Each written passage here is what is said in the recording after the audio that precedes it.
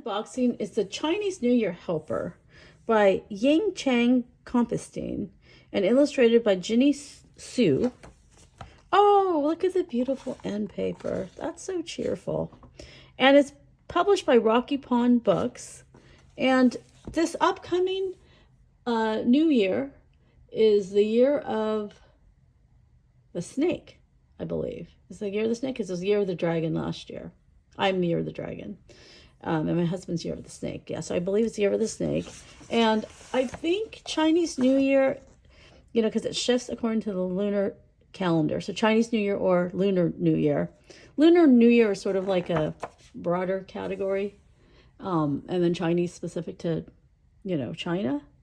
And I feel like it's February this year. But I have to look up the date. I'll look up the date and I'll put it in the down box. And so this is a story of the upcoming Chinese New Year. And if people say, why do you call it Chinese New Year? It should be Lunar New Year. It's because it's specific to people who are Chinese or Chinese American. And some Lunar New Year holidays for other Asian ethnicities, they have similar customs, but they're slightly different. And sometimes even some of them, the date is different. So it's not Lunar New Year and Chinese New Year. It isn't always even the same date. So anyway, I know it's confusing. Whoa, look how beautiful. So here is Gia's family. And they're in Chinatown and they're getting ready for Chinese New Year. And, there's always so much to be done. Cleaning and putting up signs. And here they have a feast. But Gia's waiting for the lion dancers.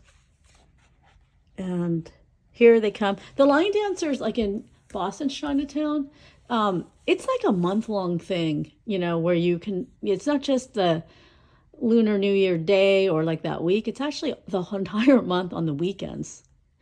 I think just the weekends. But the lion dancers go from business to business. And if it's a restaurant, they do a whole, routine outside the restaurant. And then they actually come into the restaurant and then do the lion dance. And I think they get money from the proprietor. And it's sort of like a way of supporting the community and supporting the lion dancers and also just a good luck ritual for a, kind of blessings for the new year. But it is always super exciting. And like when I see it, we're always like, oh, let's watch the lion dancers. And the lion dancers are trained. They're, a lot of them get their training through maybe a martial art school. But I think there's also specific lion dancing, depending on your city, like clubs where you can learn. And it used to be historically only the males were lion dancers, but I think that has since changed. And in fact, in Boston's Chinatown, there's a woman who actually started lion dance school for women and girls. So here we have kind of this lion dance story. And yeah, it isn't like they just go in there and do whatever. It's actually, it's like a whole routine. Like you have to be trained. It's like a lot harder than it looks. And then, of course, it's not just the lion dancer. It's a whole supporting staff because there's drummers and there's musicians that make the music. And then there's people who are feeding the lion lettuce. Like usually it's iceberg lettuce. I think it's all this ritual for good luck. And then the lion dancer, I feel like they throw candy for the kids too. I mean, it's a whole thing.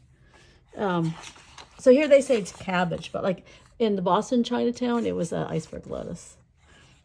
And anyway, she finds that she's not too young to be helpful or useful.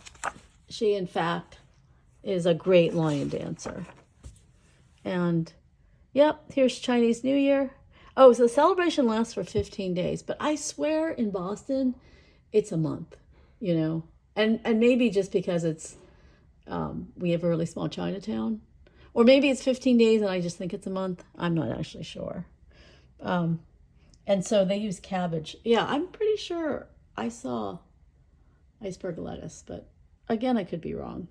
And then there's always a feast, and there's a lot of food that's symbolic for good luck. So you eat noodles, And then you try not to break the noodles like when you cook it, because the longer the noodle, it's like a good luck, like a long life. And then you have things that are round like dumplings, because those are like purses, and that would be a prosperity. And then you have like oranges because they're sweet, and the oranges would symbolize like like like sweetness in life, like you would have a happy life. And the firecrackers are all part of the Nin monster story, the folklore story about chasing away the monster that used to eat the villagers. And the firecrackers were part of scaring away the monsters that would come and eat you. And yeah, there's more like a whole fish that's cooked entirely head and tail, but then the fish is turned so it's kind of like shaped like a smiley face. So the fish tail pointing up, and that's like also good luck. Like the luck's not running out. It's similar to almost like a horseshoe. Like if the horseshoes, the shoes are up. Like the ends of the horseshoe are pointing up. It's kind of like it's catching the good luck. But yeah, there's more things too. But these are sort of what is jogging my mind as I see this beautiful illustrations. So anyway, I hope you guys celebrate Chinese New Year. You don't have to be Chinese to celebrate. Just go to a Chinese restaurant or eat some dumplings or go to Chinatown if you have one, and partake of the culture and the celebration. It's really about spending time with family and enjoying good food. So thank you to the publisher Rocky Pond Books for sending me the Chinese New Year Helper, and thank you for watching.